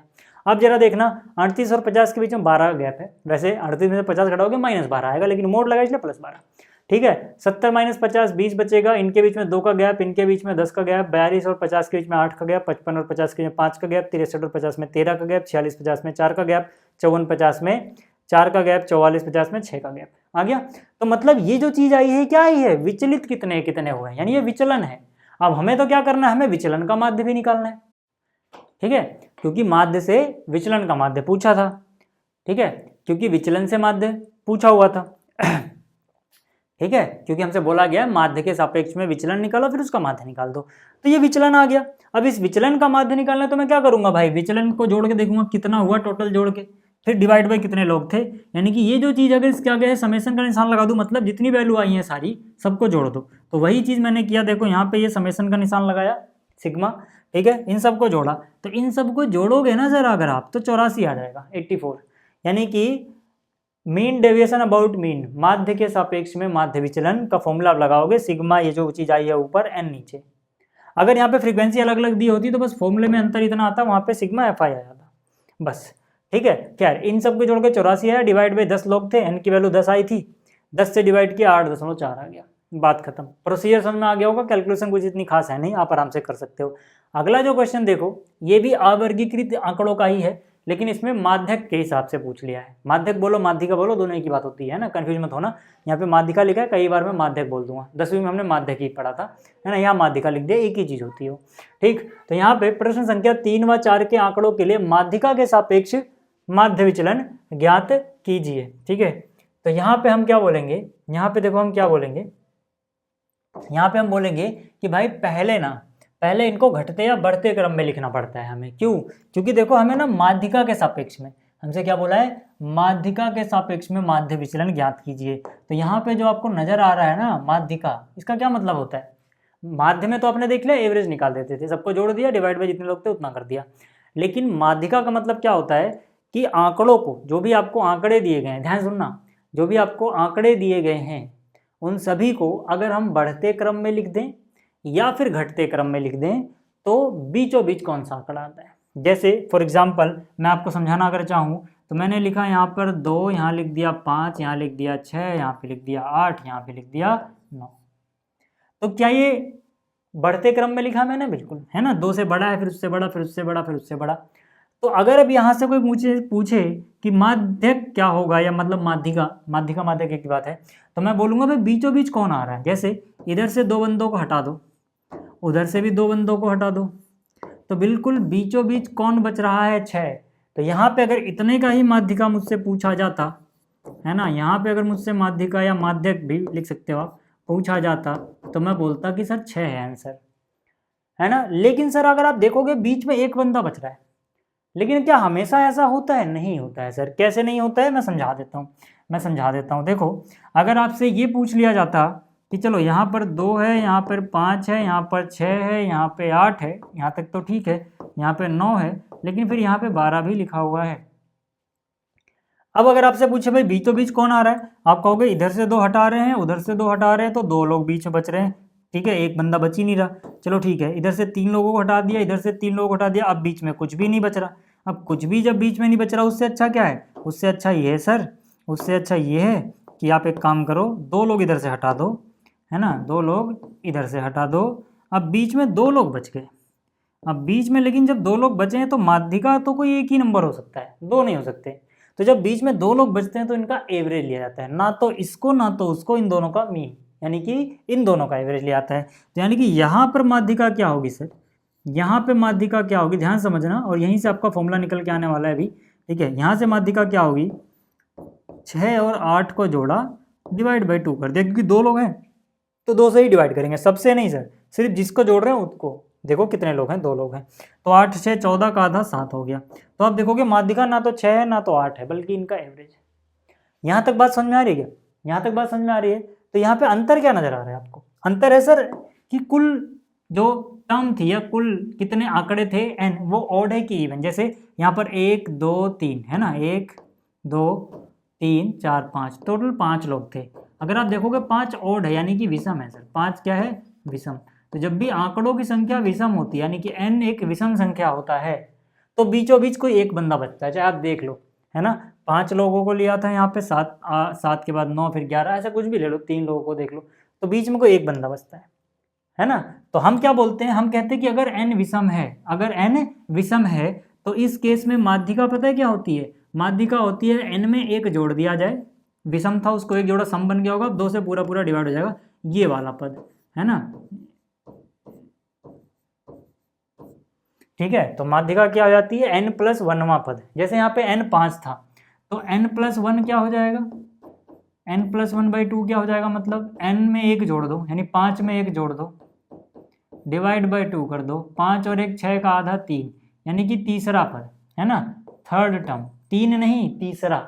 ऐसे यहाँ पे n+1/2 नहीं, n+1/2 करके जो आएगा वो वाला पद, कहाँ से? जो घटते या बढ़ते क्रम में लिखा है। जैसे यहाँ पे आया तीसरा पद माध्यिका होगा। कौन सा पद? तीसरा। जैसे यहाँ पे 1 2 3 4 5 रखोगे n की जगह 5, तो कौन सा हो जाएगा? तीसरा पद, है ना, थर्ड टर्म। तो तीसरा पद क्या है? ये पहला, ये दूसरा, और ये हो गया तीसरा। तो इसीलिए माध्यिका 6 आई थी। अब समझ में आ गया? याद रहे, इसका मतलब ये नहीं कि माध्यिका 3 है, माध्यिका तीसरा पद है। किसका तीसरा पद? जो आंकड़े आपने बढ़ते या घटते क्रम में अरेंज किए थे उसमें से तीसरा पद। यहाँ तक बात समझ में आ गई। लेकिन सोचो कि यहाँ पर 1 2 3 4 5 6 था, यानी कि यहाँ पे n की वैल्यू, यहाँ पे n की वैल्यू तो सर 6 है। 6 विषम नहीं होता, सम संख्या होती है। तो जब भी कुल आंकड़े या फिर n की वैल्यू या सिग्मा fi की वैल्यू, है ना, क्या है सर? सम संख्या है। तो इसका मतलब क्या हो जाएगा? तब इसका मतलब ये हो जाएगा जनाब कि यहाँ पे अगर आप माध्यिका निकालना चाहोगे, यहाँ पे अगर आप माध्यिका निकालना चाहोगे तो यहाँ पर क्या होगा, n को सीधा सीधा आप 2 से डिवाइड कर सकते हो। कब ये वाला केस कब ये वाला केस लगाना है, सीधी सी बात है। यहाँ पे अगर n विषम है तो 2 से पूरा पूरा डिवाइड नहीं होगा, तो 1 जोड़ देना पहले सुविधा के लिए, पूरा पूरा डिवाइड जाएगा। लेकिन जब ये सम होगा तो सीधा सीधा 2 से डिवाइड कर दो। जब 2 से डिवाइड कर दिया तो वो वाला पद और उससे एक ज़्यादा वाला, यानी कि n/2 करके जो भी है उससे एक ज़्यादा कर लो, ये वाला पद, इसका मीन निकाल लो, डिवाइड बाई 2 कर दो। इसीलिए देखो जैसे यहाँ पे n 6 है सर, तो आपको पता है कि n/2 क्या होगा, 3 होगा, और n/2 में से एक ज़्यादा क्या हो जाएगा, 3 से एक ज़्यादा कर दो 4 होगा, यानी कि थर्ड और फोर्थ। तो यहाँ पे आप देखोगे इसका मतलब क्या हो गया, तीसरा पद, थर्ड टर्म, और इसका मतलब क्या हो गया, चौथा, 3 से एक ज़्यादा यानी कि चौथा पद, डिवाइड बाई 2। तो आप अगर देखें तो पहला दूसरा तीसरा पद क्या आ रहा है, 6 आ रहा है, चौथा पद क्या आ रहा है, 8 आ रहा है, और डिवाइड बाई 2 कर दे रहे हैं। 8 6 14 का आधा है, कितना आ गया सर, 7 आ गया। कितना आ गया, 7। अभी मैंने फ्लो थोड़ा उल्टा किया है ना, हम ऊपर से नीचे सॉल्व करते हैं, मैंने ऐसे कर दिया क्योंकि जगह नहीं थी। आप समझ जाना, मेरे समझाने का मतलब जो है वो समझो, अभी लिखने का तरीका क्या है वो छोड़ो। यहाँ तक बात समझ में आ गई? तो यहाँ से कुल मिला जुला के आपको 2 चीज़ें पता लगी होंगी। स्क्रीनशॉट लेना तो ले लो इसका, फिर मैं मिटा रहा हूँ, फिर क्वेश्चन पे चलते हैं। 2 चीज़ें आपको पता लगी होंगी कि अगर n विषम है तो सीधे सीधा बीच में एक वैल्यू ही आएगी, और अगर n सम है तो बीच में 2 वैल्यू आएंगी। अगर 2 वैल्यू आ रही तो उनका एवरेज ले लो, ठीक है। पहली बात ये समझ में आ गया। दूसरी बात, ये तो हमें थोड़ा सा छोटा चीज़ दिख रही है, 5 ही लोग थे तो हमने फटाक से गिन लिया, है ना। अभी हमें बहुत सारे आंकड़े दे दी जाए तो हम सीधा सीधा क्या करते हैं, फिर हम देखते हैं n/2 कितना आ रहा है, अगर n सम है तो, ठीक है, उससे एक फिर ज़्यादा वाला ले लो, फिर अगर ऐसे आ रहा है तो उसमें एक जोड़ के ये कर दो, बस सीधी सी बात है ना। अब ये आपको रटना उटना नहीं है, खैर, है ना, आपको ये समझ में आ गया, वो रटना उटना नहीं है, स्क्रीनशॉट लेना तो ले लेना। अभी हम क्वेश्चन करेंगे तो आपको क्लियर हो जाएगा। जैसे ये है सर, अब यहाँ पे हम पहले बढ़ता या घटता क्रम लिखेंगे, है ना। मान लो मैं यहाँ पे लिखता हूँ बढ़ता क्रम, मतलब आंकड़ों का, यानी xi का बढ़ता क्रम। मैं आंकड़ों का बढ़ता क्रम लिखता हूँ सर। यहाँ पे बढ़ता क्रम कैसे लिखेंगे सर, हम यहाँ पे सबसे पहले देखेंगे, सबसे पहले सबसे छोटा कौन है, सबसे छोटा 13, फिर 11, फिर 10 मिल रहा है ना। सबसे छोटा क्या मिल गया सर, 10 मिल गया, चलो ठीक है। 10 के बाद 11 मिलेगा, 11 11 11 11 यहाँ पे है, 11 यहाँ पे है ना, तो 11 आ गया। 11 के बाद 12 मिलेगा, 12 देखो एक यहाँ पे है, 12 एक बार, तो 12 मिल गया। 12 के बाद 13 है क्या कहीं, 13 यहाँ पर है, 13 यहाँ पर है, और 13 कहीं नहीं है, यानी कि 13 आ गया 2 बार। देखते रहना कैसे मैं कर रहा हूँ। फिर देखो 14 कहीं पे है, हाँ 14 एक बार है और कहीं नहीं है। 15 तो खैर कहीं नहीं है। 16 देखो यहाँ पर है, 16 देखो यहाँ पर है, 16 आ गया 2 बार, है ना, 16 आ गया 2 बार। फिर आप देखोगे 17 है क्या, हाँ 17 यहाँ पर है, 17 यहाँ पर है, तो इसका मतलब 17 भी आ गया 2 टाइम्स। ठीक, इसके बाद क्या रह रहा है सर, 18। यहाँ तक बात समझ में आ रही है सबको, ठीक है, यहाँ तक बात समझ में आ रही है सबको, ठीक है। तो हमने ये लिख दिया बढ़ता क्रम, ठीक है, हमने ये क्या लिख दिया, xi का बढ़ता क्रम लिख दिया है सर, ठीक है। यहाँ तक बात ठीक है। अब देखो, अब अगर आपको डायरेक्ट फॉर्मूला ना लगाना हो तो आप सिंपली सोच सकते हो कि यार बीच में देखते हैं कौन आएगा। इधर से 3 लोगों को हटा दिया, इधर से 3 लोगों को हटा दिया, अब देखते हैं बीच में कौन आएगा। इधर से 2 लोगों को हटाया, इधर से 2 लोगों को हटाया, बीच में 2 लोग ही बच रहे हैं, यानी कि ये वो केस है जिसमें बीच में 2 लोग बचते थे, और जो 2 लोग बचते थे उन्हीं का एवरेज होता था। तो आप डायरेक्ट लिख दो, है ना। अगर आपको लग रहा है टीचर से नंबर काट देगा तो आप तरीके से करो, भाई टाइम कम है तो ऐसे लिख देना, नहीं तो तरीके से कर लो फिर यार। 1 2 3 4 5 उधर भी छोड़े होंगे, 10 2 12, यानी कि n की वैल्यू 12 है। यहाँ पे n की वैल्यू कितनी है सर, 12 है। n 12 है मतलब सम है। तो मैंने क्या कहा था, अगर सम संख्या होगी तो सीधा सीधा 2 से डिवाइड हो जाएगा। तो इसका मतलब क्या है, इसका मतलब जो माध्यिका है सर, है ना, या माध्यक है, माध्यिका माध्यक जो भी बोलो एक ही चीज़ है ना, जिसको हम कैपिटल M से डिनोट करते हैं, वो क्या हो जाएगा सर, वो हो जाएगा n/2th टर्म, n/2th टर्म, है ना, क्योंकि n क्या है 12, 12 2 से पूरा पूरा डिवाइड हो जाएगा, यानी कि ये वाला पद प्लस n/2 से एक ज़्यादा ये वाला पद, है ना, n/2 प्लस 1 है यहाँ पे, ठीक है, ये वाला पद डिवाइड बाई 2, इसका एवरेज ले लो सर। अब आपको पता है कि n की जगह 12 रखोगे तो 12/2 यानी छठा, है ना, छठा 6 टर्म प्लस, उससे एक ज़्यादा sir 7th term divide by 2 कर दो। 6 और 7 को जोड़ के डिवाइड मत कर देना, मैंने कहा छठा पद 7वां पद, है ना, अगर आपको पूरा लिखना है तो। नहीं तो ये स्टेप नहीं लिखो यार, सीधा लिख दो n 12 सम है, इसलिए हमने इन दोनों को जोड़ के आधा किया, सीधा ये वाला स्टेप लिखो। छठा पद यहाँ से गिनो, चाहे पहला, दूसरा, तीसरा, चौथा, पांचवा, छठा, तो छठा क्या आ रहा है 13, सातवां कितना आ रहा है सर 14, सीधा भी लिख सकते हो, इतना कुछ नहीं है ना। 13 और 14 जोड़ा, डिवाइड बाई क्या कर दिया सर 2 कर दिया। यहाँ तक बात समझ में आ रही है? अब जगह बना लूँगा थोड़ी, है ना। n क्या है, सम है सर यहाँ पे, क्यों ऐसा क्यों लिखा, क्योंकि n क्या है, सम है सर, ठीक है, n क्या है, सम, ठीक है, सबको नहीं करते हैं, इतने को करते हैं।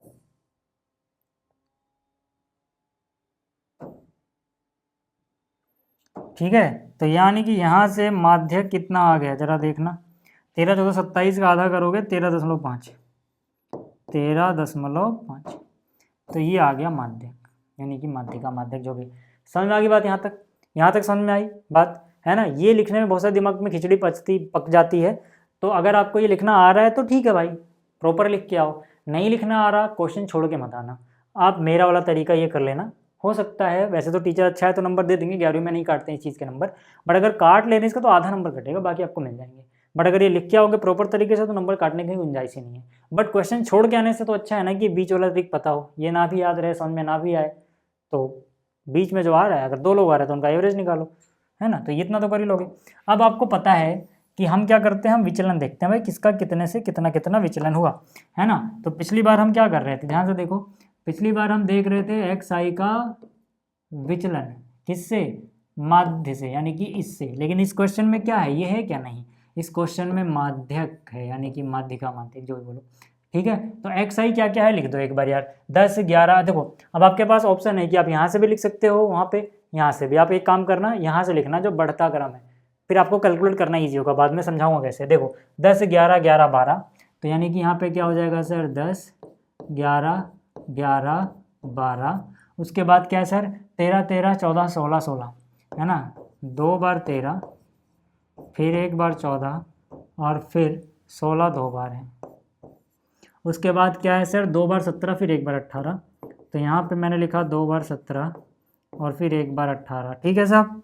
अब सब में से क्या माइनस कर देना है, सब में से क्या माइनस कर देना है सर, जो भी माध्यक आया है, कितना आया है 13.5, तो सब में से मैं 13.5 माइनस कर देता हूँ,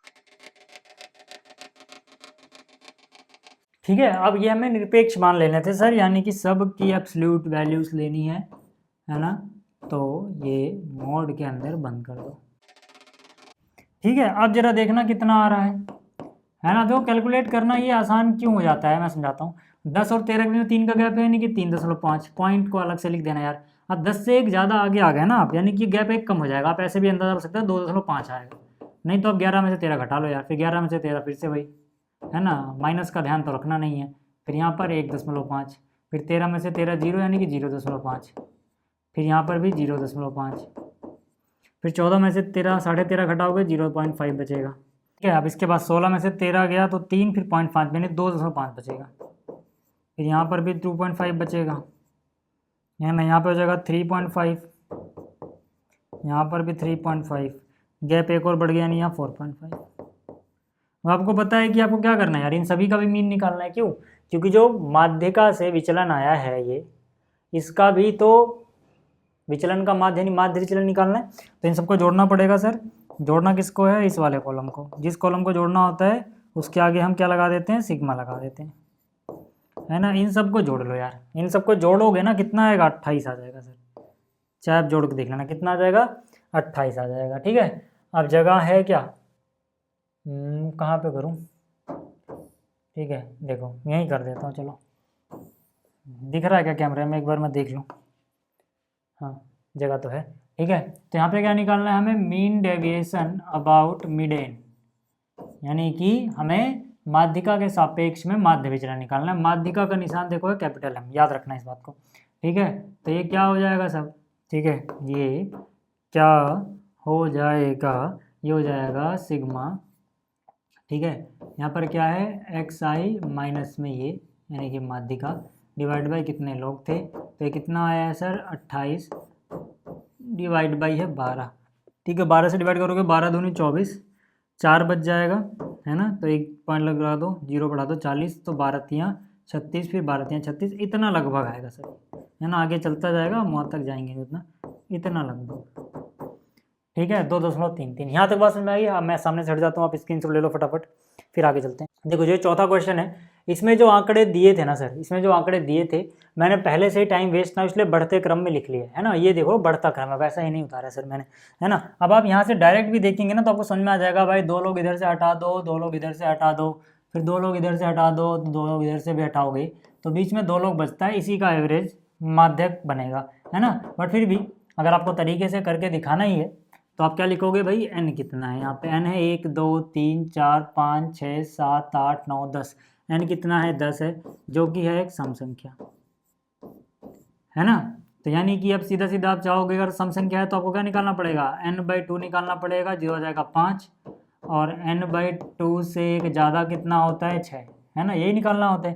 तो हम क्या बोलेंगे, हम बोलेंगे जो माध्यिका होगी, है ना, जो माध्यिका होगी, क्योंकि n क्या है, n सम संख्या है, तो माध्यिका क्या होगी इन दोनों पदों का, यानी कि 5वां आंकड़ा प्लस में 6 टर्म या पद लिख लेना, है ना, डिवाइड बाई 2, इनका एवरेज होगी। तो 5वां आंकड़ा कौन सा है, हमने वैसे पता भी लगा लिया था भाई, है ना। देखो पहला, दूसरा, तीसरा, चौथा, 5वां ये है, छठा ये, हमने वैसे भी देख लिया था, ये आ रहा था, है ना। बीचों बीच कौन है भाई, 5 इधर छोड़ दोगे, 5 इधर, बीच में तो बच जाएगा। तो 46 प्लस में कितना है 49 डिवाइड बाई, ठीक है। अब इसको जोड़ोगे, डिवाइड बाई 2 करोगे, कितना आएगा, देखो ऐसे मत करना, फिर से बोल रहा हूँ, ऐसे मत करना कि 49 में 46 जोड़ रहे हो फिर उसको 2 से डिवाइड कर रहे हो, वो यार लॉन्ग मेथड है। आप क्या करो ना, 46 का 6 और 9 जोड़ दो बस। देखो बाकी तो 40 प्लस 40, 6 हटा दो 40 बन जाएगा, उसका भी हटा दो 40 बन जाएगा, बराबर बन गया ना। तो बराबर चीज़ों को जोड़ के डिवाइड बाई 2 करोगे, वही आ जाएगा, मतलब 40 प्लस 40 डिवाइड बाई 2 40 ही रहेगा। बस 6 और 9 को जोड़ दो, 9 और 6 15 का आधा कितना होता है 7.5, तो 40 में 7.5 और जोड़ दोगे 47 आ जाएगा सर। और 0.5 लगाना मत भूलना, यानी कि असलियत में 47.5 आएगा। तो ये आ गया आपके सामने माध्यक भाई, यहाँ तक बात समझ में आ गई। अब जैसे ही आपके सामने ये माध्यक आ गया है, ठीक है, अब आपके सामने अगर माध्यक आ गया है, थोड़ी जगह बन जाएगी क्या इधर, एक मिनट रुक जाना, ठीक है, थोड़ी जगह बना लेता हूँ मैं, ठीक है, ताकि वहाँ पे ना, वहाँ पे देखो इसको थोड़ा सा इधर लिखूंगा ना तो उससे यार ये जो जगह ले रहा है ना फालतू की, ये बच जाएगी मेरी, है ना। यहाँ पे 1 मिनट कॉल आ रहा है, मैं कॉल पिक कर लूँ, फिर मैं पढ़ाता हूँ आपको, ठीक है। ठीक है भाई, तो देखो अब मुझे क्या करना है, इससे विचलन निकालना है यार बस, है ना। बीच में कॉल आ गया था तो थोड़ा कट करना पड़ा। देखो अब मतलब क्या, मुझे जो भी आंकड़े थे उनका यहाँ से कितना विचलन आ रहा है बस ये देख लेना सर। आंकड़े क्या क्या है सर, 36 42 45, तो मैं यहाँ पे लिख लेता हूँ जल्दी जल्दी, 36 है, 42 है, 45 है, फिर क्या है सर 46 46 49, है ना, 46 46 49, फिर क्या है सर 51 53 60 72, है ना, 51 53 60 और 72, ठीक है सर। अब देखो कितना घटाना है मुझे, 47.5, है ना, सब में से ये माइनस कर दो 47.5, ठीक है, और इसका मोड लगाना मत भूलना भाई, ठीक है। अब जरा देखना कितनी वैल्यू आ रही है ना। इसमें से घटाएंगे तो कितना, 36 और 4 40, 4 और 7 11, यानी 11.5 आ जाएगा, है ना। इसमें घटो 42 और 5 47 होता है, यानी 5.5 आ जाएगा। 45 और 2 47 होता है, यानी कि ये 2.5 आ जाएगा। 46 और 1 47 होता है, यानी कि 1.5 आ जाएगा। 46 से एक ज़्यादा है अभी, है ना, 46 और, यानी कि ये भी वही है। अच्छा ये क्या, 49 में से 2 घटाओगे लेकिन 0.5 भी है, यानी आधा बचेगा, मतलब 1.5 बचेगा, है ना, यानी 1.5 आ जाएगा। यहाँ पर भी 51 गया ना, ऐसे कर लो ना आप, देखो गैप 2 का ज़्यादा हो गया ना, यानी इसमें 2 और जोड़ दो यार, 3.5 जाएगा, ऐसे भी कर सकते हो। फिर 51 से 2 53 है ना, तो इसमें 2 और जोड़ दो, यानी कि 5.5, ठीक है। आप घटा के देखना ये आएगा। फिर 53 से 7 ज़्यादा हो गया ना, इसमें 7 जोड़ दो, 7 5 12.5, आप चाहे करके देख लेना। फिर 60 से 12 ज़्यादा हो गया ना 72, इसमें 12 और जोड़ दो, यानी 24.5, आप करके देख लेना भाई, आपको यही मिलेगा, ठीक है। इतनी बात समझ में आ गई। अब इन सबको हमें जोड़ना होता है यार, है ना, यानी अब तो आपको प्रोसीजर समझ में आ गया होगा सारा, क्यों जोड़ रहे हैं क्या कर रहे हैं। इन सबको जोड़ोगे कितना मिलेगा आपको, 70 मिल जाएगा, जोड़ के देख लेना, है ना। इन सबको जोड़ना आपको क्या मिल जाएगा, 70 मिल जाएगा सर, ठीक। अब मुझे क्या करना है, अब मुझे निकालना है मीन डेविएशन मिडेन यानी कि माध्यिका के सापेक्ष में। ठीक है, ये मुझे करना है। तो मैं क्या करूँगा, देखो भाई, मैं बोलूँगा कि भाई इसका एवरेज ही तो निकालना एक तरह से अब। तो यानी कि सिग्मा क्या था, ये एक्स आई माइनस एम वाला कॉलम हमने जोड़ा था, डिवाइड बाई टोटल लॉग कितने थे, तो ये आया है 70 डिवाइड बाई, है ना, टोटल लॉग कितने थे यहाँ पे, एन कितना था, एन यहाँ पे है सर 10, एन कितना है 10 है ना, 10 से डिवाइड करो कितना आ जाएगा, 7 आ जाएगा। ये हो गया अपना फाइनल आंसर। तो उम्मीद करता हूँ आपको ये चौथा क्वेश्चन समझ में आया होगा। अब स्क्रीनशॉट ले लो और आगे चलते हैं। अब ये देख लो, है ना, अब यहाँ पर क्या है, असतत वाले आंकड़े हैं, यानी कि ग्रुप डेटा का पहला टाइप। तो इसको देखते हैं, पांचवें क्वेश्चन को। देखो, इसको देख के डरना बिल्कुल नहीं है, सिंपल सा क्वेश्चन है कि भाई एक टेबल बनाओ, पहले एक्स आई लिख दो, है ना, यहाँ पर क्या है एक्स आई, है ना, यानी जो भी प्रेक्षण दिए गए आंकड़े दिए गए 5, 10, 15, 20 और 25। तो यहाँ पे मैंने क्या लिखा, 5, 10, 15, 20 और 25, है ना, सभी आंकड़े मैंने यहाँ पे लिख दिए। इसके बाद इनकी बारंबारता यानी फ्रीक्वेंसी कितनी कितनी गई है, दी गई है, वो उनके सामने लिख दो, 7, 4, 6, 3, 5, है ना। तो यहाँ पे लिख दिया 7, 4, 6, 3, 5। ठीक है, आप देखो, हमसे बोला गया 5वें और 6वें में आंकड़ों के लिए माध्य के सापेक्ष माध्य विचलन निकालो। मतलब माध्य के सापेक्ष तो माध्य तो निकालना पड़ेगा। अब हम सिर्फ एक्स आई नहीं जोड़ सकते। अब अगर मैं यहाँ पे माध्य निकालने जाऊँगा ना सर, अब अगर मैं माध्य यानी कि एक्स बार निकालने जाऊँगा तो मैं उसको ऐसे नहीं कह सकता सिग्मा एक्स आई। क्यों? क्योंकि अब सबकी फ्रीक्वेंसी अलग अलग है, तो सिग्मा एफ आई एक्स आई ऐसा लिखना पड़ेगा, और एक के अलावा है कुछ।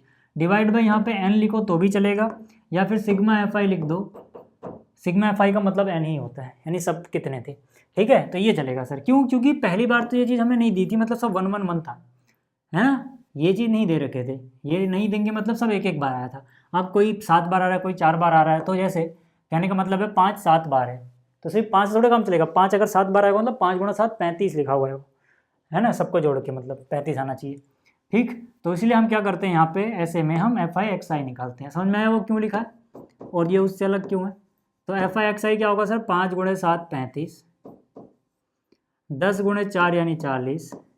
एफ आई एक्स आई मतलब क्या है, एफ आई को गुणा कर दो एक्स आई से। ठीक है, 15 गुणे में 6 कितना हो गया सर 90, 20 गुणा में 3 कितना हो गया सर 60, 25 गुणे 5 कितना हो गया सर 125। यहाँ तक बात समझ में आ गई है। ठीक है, अब देखो, अब आपको क्या चाहिए सर, एफ आई को जोड़ दो, समेसन कर दो एफ आई वाला, है ना। तो यानी कि यहाँ पर आपको चाहिए सिग्मा एफ आई कितना आ जाएगा, इनको जोड़ना जाएगा, 7, 4, 11, 6, 17 और 3, 20, 5, 25 कितना आ जाएगा 25। और ऐसे ही सिग्मा एफ आई एक्स आई करोगे, यानी इसका समेसन, है ना, एफ आई एक्स आई का कितना आ जाएगा, जगह कम है तो यहाँ लिख रहा हूँ, इसको जोड़ना कितना आ जाएगा 350। कितना आ जाएगा इसको जोड़ के 350।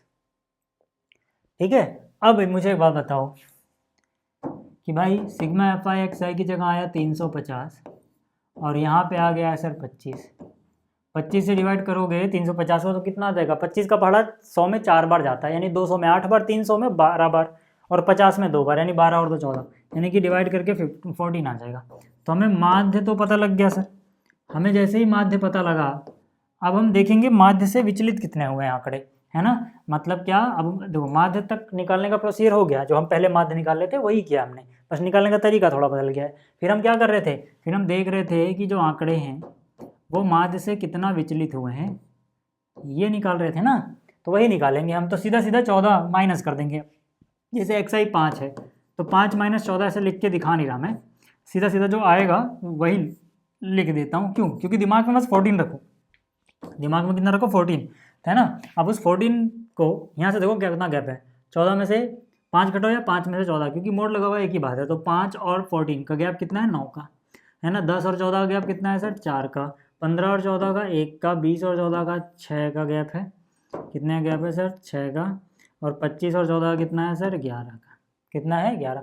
बट क्या मैं इन सबको ही जोड़ लूँ क्या, यहीं लगा दूँ सिग्मा, मतलब नीचे, है ना, यहाँ सिग्मा जोड़ दूँ, नहीं। क्यों सर? क्योंकि देखो यहाँ पर फिर से ये फ्रीक्वेंसी अलग अलग थी। जैसे 5 से गैप अगर 9 आ रहा है 14 का, तो 5 एक बार थोड़ी आया है, 5 7 बार आया है। यानी कि जो ये गैप है, जो ये विचलन है, ये भी कितनी बार आया होगा, ये भी 7 बार आया होगा। सीधी सी बात है ना। जैसे कि अगर ये ना होता, सब एक एक बार आया होता, है ना, ये ना होता, क्या हो रहा है, ठीक है, अगर ये ना होता, सब एक एक बार आया होता तो 5 से गैप ना होता था, 10 से इतने का था, हम इसको जोड़ लेते, फिर एवरेज निकाल देते कितने लोग हैं।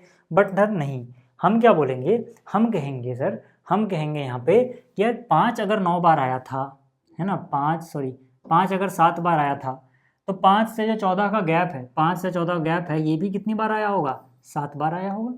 ऐसे ही हर चीज़। तो मतलब अब मुझे क्या करना पड़ेगा, इसको भी FI से गुणा करना पड़ेगा कि कितनी कितनी बार फ्रीक्वेंसी आ रही हैं इन विचलनों की, क्योंकि ये विचलन भी तो अब एक बार नहीं आए हैं, कई कई बार आए हैं, FI बार आए हैं। तो यानी कि अब मुझे क्या करना है सर, देख लो ज़रा ध्यान से, अब मुझे क्या करना है सर, अब मुझे, ठीक है, ये जो FI है और यहाँ पर ये जो है, इनको गुणा करना पड़ेगा, क्योंकि FI को गुणा करना है इससे। समझ में आ रही बात। तो मैं क्या करूँगा, इसको इससे गुणा करूँगा, ये दो कॉलम। आगे बात समझ में यहाँ तक, ठीक है। तो इन दोनों कॉलम्स को गुणा करो, 7 गुणा में 9, 9 सतह कितना, 63। फिर 4 गुणा में 4 कितना होता है सर, 16। 6 गुणा में 1 कितना होता है सर, 6। फिर 3 गुणा में 6 कितना होता है सर, 18। फिर 5 गुणा में 11 कितना होता है सर, 55। ठीक है, यहाँ तक बात समझ में आ रही है। ठीक है, अब जरा इनको जोड़ के देख लो। 6 और 3 9, 6 15 5 20 8 28 का 8 हासिल गया 2 2 और 6 8 और 1 9 और 1 10 5 15 158 आ गया। ये जो 158 आया क्या है, इसका जोड़ क्या है, सिग्मा, है ना। यानी कि ये सिग्मा जो भी था, लिखने की जगह नहीं है, मैं लिख देना सिग्मा दिस। ठीक, तो अब यार अब आप बोल सकते हो कि चलो अब हम निकाल सकते हैं मीन डेविएशन अबाउट मीन, लेकिन इस तरीके में क्या अंतर आ जाएगा, सिग्मा जो हम पहले लिख रहे थे सिर्फ इतना, अब यहाँ पे FI भी आ जाएगा। नीचे आप चाहो तो सिग्मा FI लिखो, या फिर सिग्मा FI ना लिख के जो आपकी बुक में लिखा गया है ना कैपिटल N, वो यही चीज़ है। जो सिग्मा FI होता है उसी को कैपिटल N बोलते हैं, एक ही बात है, यानी कि वो 25 ही है। ठीक है, तो यानी कि अब कितना आ जाएगा, ये हो जाएगा 158 बटे में 25। इसको अब डिवाइड कर लेना, कितना देगा, 25 छक्का 150, 8 बच गया, 25 तियाँ 75, 5 बच गया, है ना, पॉइंट लगाना पड़ेगा। ठीक है, 25 छक्का 150, ठीक है, और 75, 5 बच गया, 25 दूनी 50, है ना, 6.32 ये आ जाएगा आपके सामने। ठीक है, फाइनल सॉल्यूशन। क्लियर हो गई क्या यहाँ तक बात, क्लियर हो गई बात यहाँ तक।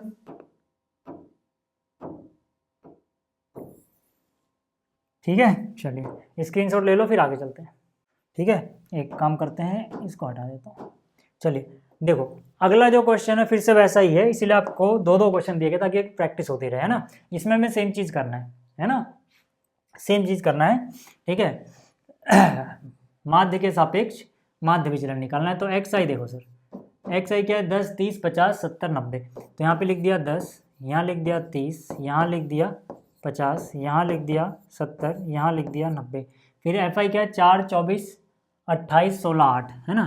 तो FI क्या है, 4 24 28 16 8। ठीक है, ठीक है। अब मुझे क्या करना है, FI XI निकालना है ना, क्योंकि आंकड़ा कई बार आया हुआ है। तो मैं कैसे निकाल सकता हूँ सर, 10 गुणा में 4 कितना होता है, 40। 30 गुणा में 24 कितना होगा, देखो 24 तियाँ 72 होता है, 24 तियाँ, 1 मिनट रुक जाओ, 72 नहीं 720 होगा, लेकिन पहले इसको थोड़ा उधर लिखते हैं, 10 चौक 40, क्योंकि यूनिट प्लेस के नीचे यूनिट प्लेस आना चाहिए, है ना। आप 24 तियाँ 72 और 1 0 यानी 720। ठीक है, अब 28 पंजे 140, 1 0 लगाओगे यानी 1400। बस आप लिखते हुए याद रखना, जैसे 140 का 1 0 लगा दिया। ठीक है, लिखते हुए याद रखना, यूनिट प्लेस के नीचे यूनिट प्लेस, टेंस के नीचे टेंस, यानी इकाई के नीचे इकाई, दहाई के नीचे दहाई, सैकड़े के नीचे सैकड़ा, बिल्कुल सीध में लिखना। थोड़ा भी टेढ़ा मेढ़ा हुआ तो बाद में जोड़ने घटाने में आपको ही तकलीफ होने वाली है। ठीक है, अच्छा 16 7 112, 1 0 और लगा दो 112 के आगे, यानी 1120, है ना। 9 8 72 और फिर 1 0 यानी कि 720। यहाँ तक बात समझ में आ गई। तो यहाँ पे N की बात कर लूँ या सिग्मा FI की बात कर लो, ये जब जोड़ोगे, इन सबको जोड़ोगे 80 मिल जाएगा, जोड़ के देख लेना। ऐसे ही सिग्मा FI XI की बात कर लूँ अगर मैं, तो इन सबको जोड़े ना 4000 मिल जाएगा, जोड़ के देख लेना चाहिए। आगे बात समझो, जोड़ने घटाने में टाइम वेस्ट नहीं करना चाहते यहाँ पे। तो यहाँ पे जब माध्य की हम बात करेंगे तो ये क्या होगा इस बार, sigma FI XI divide by capital N लिख दो या सिग्मा FI लिख दो। है ना। तो ये कितना हो जाएगा, देखो ऊपर आया 4000 और नीचे आया है 80 सर, है ना। इन सबको जोड़ोगे 4000, इन सबको जोड़ोगे 80, तो एक जीरो से एक जीरो कट गया। एक्स बार कितना आ गया सर, 8 का पहाड़ा 40 में कितनी बार जाएगा, 5 बार, फिर एक जीरो और, यानी 50। 8 पंजे 40, फिर एक जीरो और, है ना। तो माध्य आ गया 50। अब आपको पता है कि क्या करना है ना। अब आपको क्या करना है सर, अब आपको आंकड़ों का देखना है माध्य से कितना विचलन हो रहा है, ठीक है। तो यानी कि दिमाग में रखो 50 और सभी आंकड़ों से दूरी देखो इसकी, किस आंकड़े किससे देखनी है दूरी, एक्स आई से सर। किसको दिमाग में रखना है अभी, एक्स आई को सर, है ना। इसको, इससे दूरी देखो 50 रखो अपने दिमाग में। 50 और 10 का गैप कितना होगा, 40, तो यहाँ पे आ जाएगा 40। 50 और 30 का गैप कितना होगा सर, 20, तो यहाँ पे आ जाएगा 20। 50 और 50 का गैप कितना होगा सर, 0, तो यहाँ आ जाएगा 0। 50 और 70 का गैप कितना होगा सर, 20, तो यहाँ आ जाएगा 20। 50 और 90 का गैप कितना होगा सर, 40 हो गया। लेकिन सर आपको पता है कि ये चीज़ें एक एक बार तो आई नहीं है जो हम इसको जोड़ लें, जैसे पिछले क्वेश्चन में हम कर रहे थे। हमें पता है कि ये 10 4 बार आया है, तो ये गैप भी 4 बार बना होगा। तो यानी कि अब इसको 4 से गुणा करना है। 4 मतलब जो एफ आई वाला कॉलम है, ये एफ आई वाला जो कॉलम है, इसको हमें गुणा करना है उससे, है ना। इसको हमें गुणा करना है इस वाले से, ठीक है। एफ आई इंटू में दिस, एफ आई दिस, यानी कि ये बन जाएगा एफ आई इंटू में x I minus X bar, ठीक है। पता लग गया गुणा क्यों करते हैं, क्योंकि कई के बार आया हुआ, जैसे 4 बार आया हुआ, तो 40 का गैप भी 4 बार बना होगा ना। तो 4 गुणे 4 16, एक जीरो और लगा दोगे तो बन जाएगा 160। 24 दूनी 48, एक जीरो और लगाओगे बनेगा 480। 28 गुणा में जीरो करोगे सर, वो जीरो ही रहने वाला है। 16 गुणा में 2 32, एक जीरो और लगा दोगे तो 320।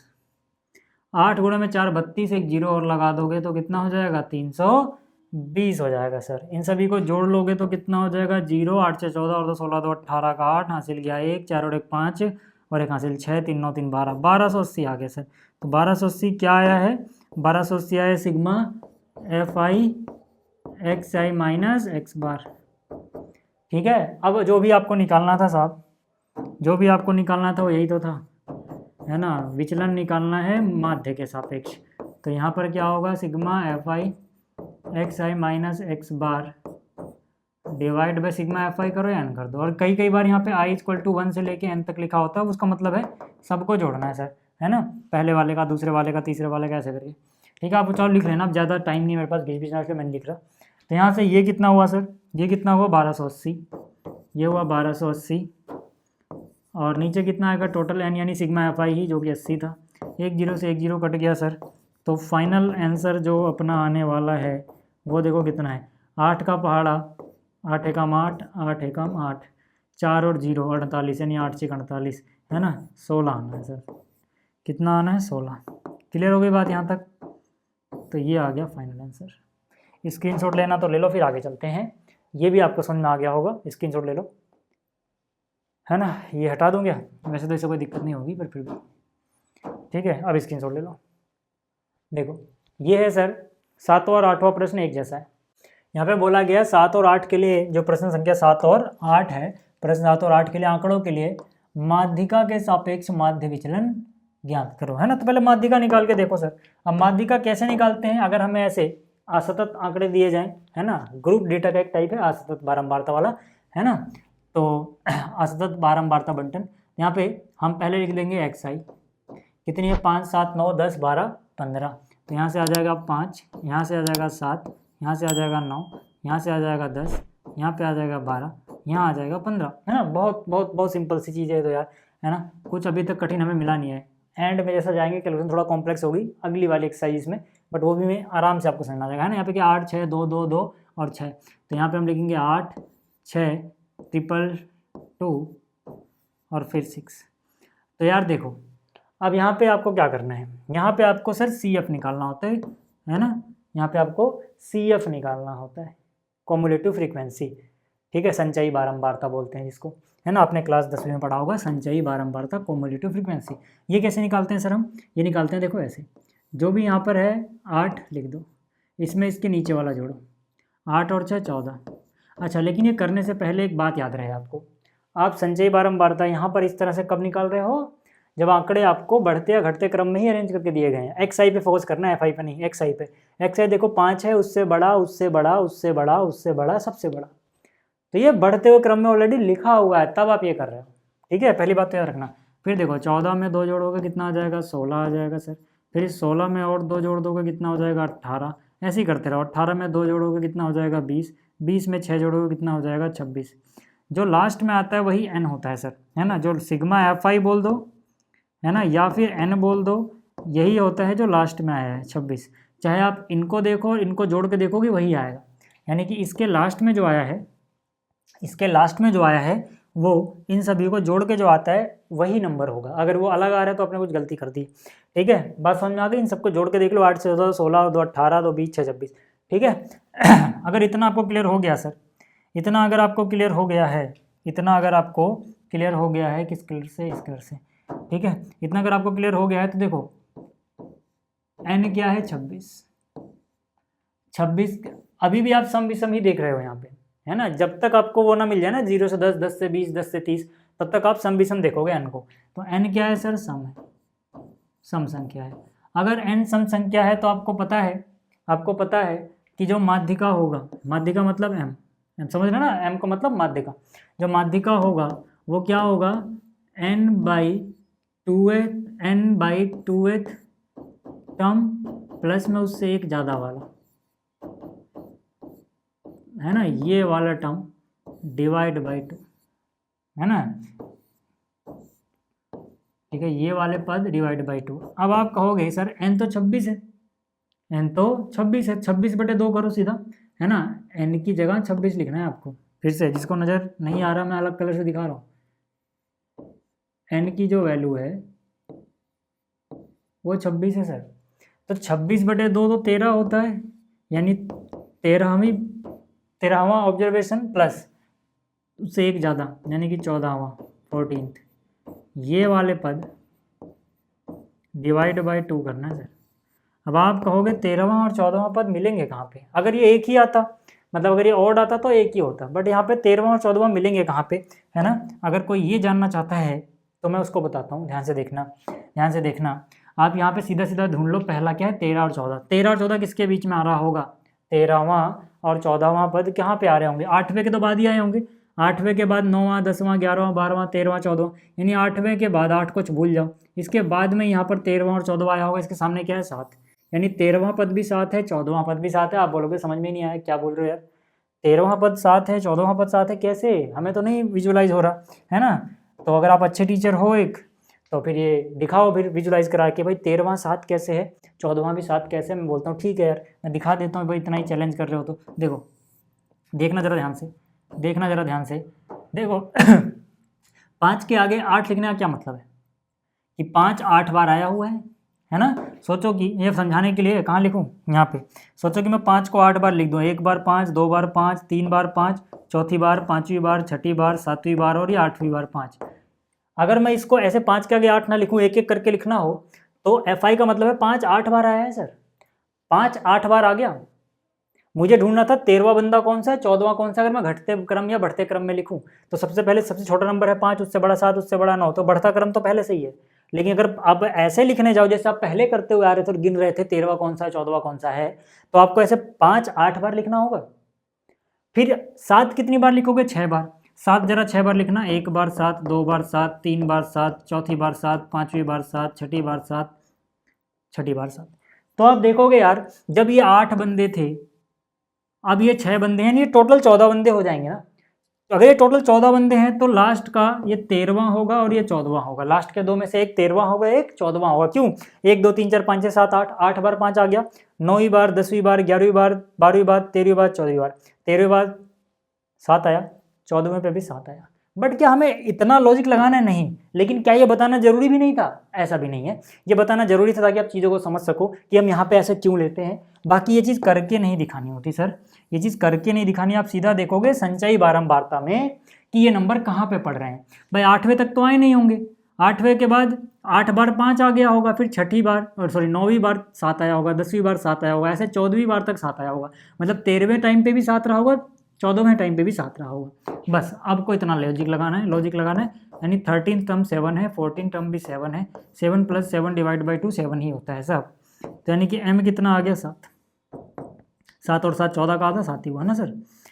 बात समझ में आई क्या यहाँ तक कि ऐसा क्यों करते हैं, है ना। हाँ, जब हम 0 से 10 वो वाले में जाएंगे ना, सतत वाले में, तो कहानी थोड़ा बदलेगी। जब वो आएगी कहानी तब वो भी समझा दूंगा, टेंशन मत लो, ठीक है। बट ये चीज़ समझ में आ गई होगी ऐसा क्यों करते हैं, ठीक है। अब मुझे एक बात बताओ, अब तो आगे का प्रोसीजर सेम ही है यार, है ना, आगे का प्रोसीजर सेम, बस इसको फाइंड करने का तरीका ही तो बदला था। आगे का प्रोसीजर क्या होगा सर, यहाँ पे आप निकालोगे एक्स आई में से ये घटाओ, कितना आ रहा है, अब ये कितना है 7, एक्स आई कहाँ पे है सर, एक्स आई कहाँ पे है सर, फिर से मेरा क्वेश्चन मैं रिपीट कर रहा हूँ, एक्स आई कहाँ पे है सर, ये रहा। यानी कि इन वाली चीज़ों में से आपको देखना है ये 7 से कितने कितने के गैप पे हैं, क्योंकि यहाँ पे आपको 7 दिख रहा है, तो 7 है ना, क्योंकि m घटाना f 7 है भाई, m कितना है 7 है, माध्यिका कितनी है, माध्यिका कितनी है, माध्यिका 7 है। तो 5 और 7 का गैप, यहाँ पहले 5 दिख रहा है ना, 5 और 7 का गैप कितना होता है 2, 7 और 7 का गैप 0, 9 और 7 का गैप कितना होता है सर 2 होता है, 10 और 7 का गैप कितना होता है सर 3 होता है, 12 और 7 का गैप कितना होता है सर 5 होता है, 15 और 7 का गैप कितना होता है 8 7 15, ठीक है। जोड़ घटा थोड़ा तेज रखना भैया अपना, ठीक है, टाइम बच जाएगा बहुत सारा।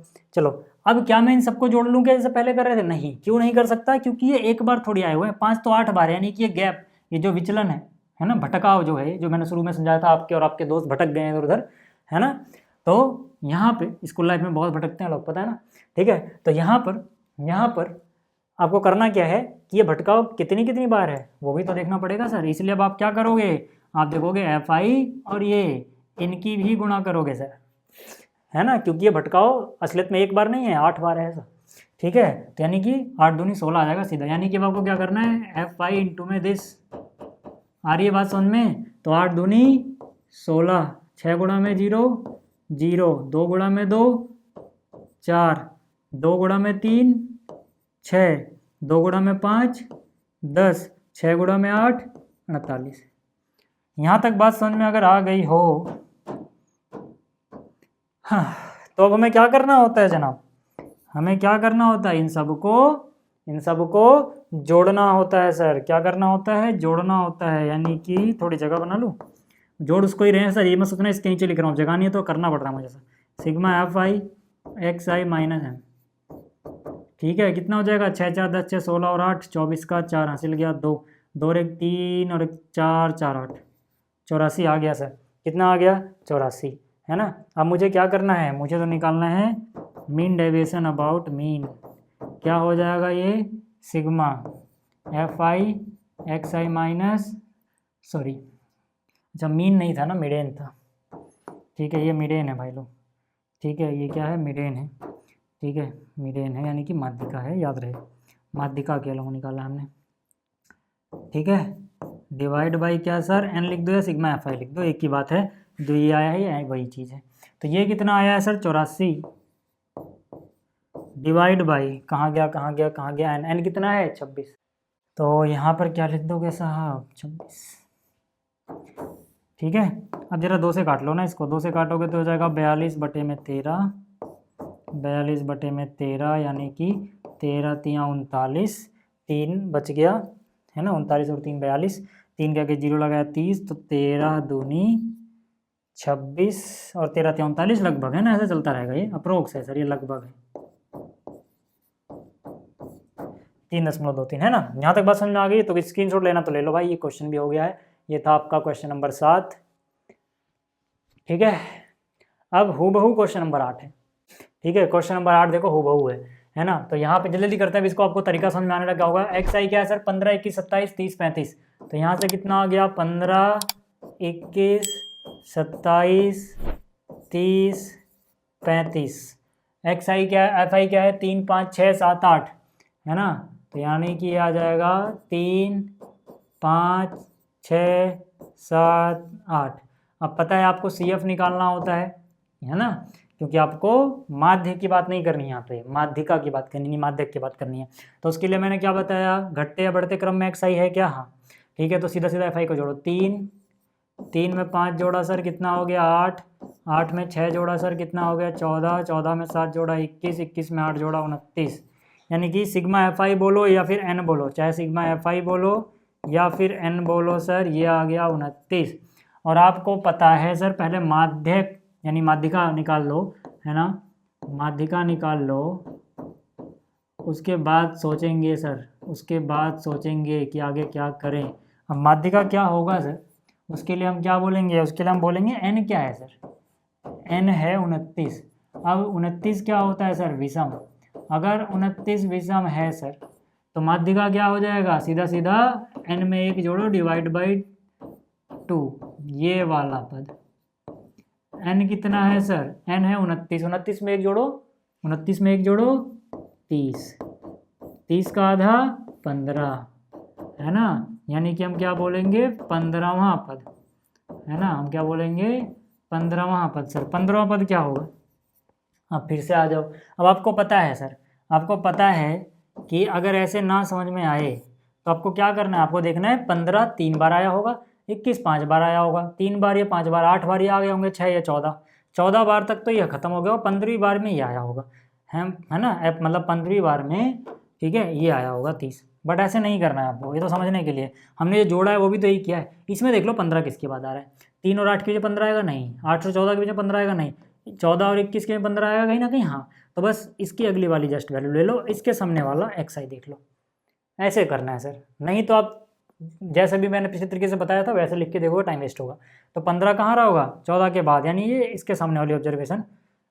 माध्यक हमेशा xi में से देखते हैं, कहीं यहीं से 21 उठा के लिख दो वहाँ पे, भैंस की गलत हो जाएगा। ठीक है, यहाँ से देखते हैं xi में से कितना आ रहा है? 30 सर।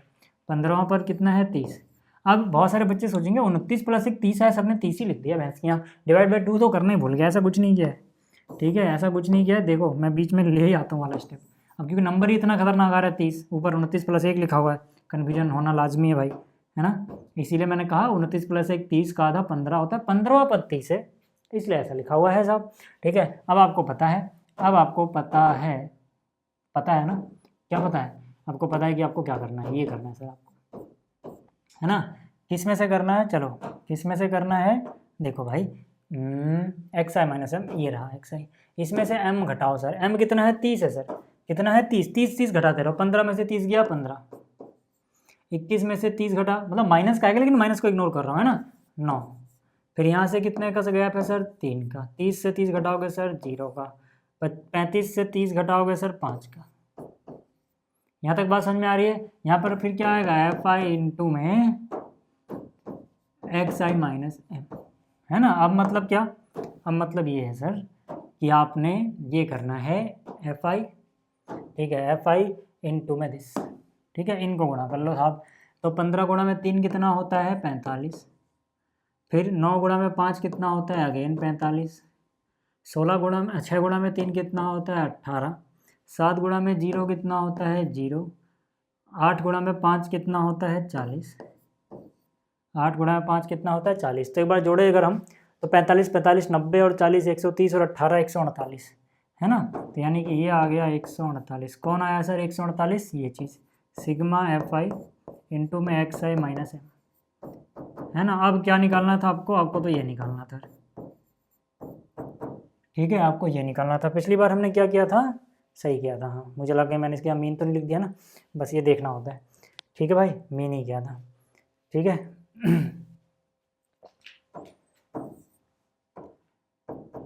ठीक, तो ये क्या हो जाएगा sir? Sigma F I X I minus this divide by N लिखो या सिग्मा एफ आई लिखो, एक ही बात है। ये कितना है? 148 डिवाइड बाई कितना है सर? 29। डिवाइड करोगे लगभग लगभग 5.1 आएगा अप्रोक्स, यहाँ लिख देना लगभग। यहाँ तक बात समझ में आ रही है सर? ये वैल्यू है फाइनल अपनी आंसर, ठीक है। तो उम्मीद करता हूँ कि आपको ये सभी क्वेश्चन समझ में आएंगे, स्क्रीनशॉट ले लो। बाकी क्वेश्चन हम अगले लेक्चर में देखेंगे। इस लेक्चर को देखने के लिए धन्यवाद, थैंक यू, मिलते हैं अगले लेक्चर में।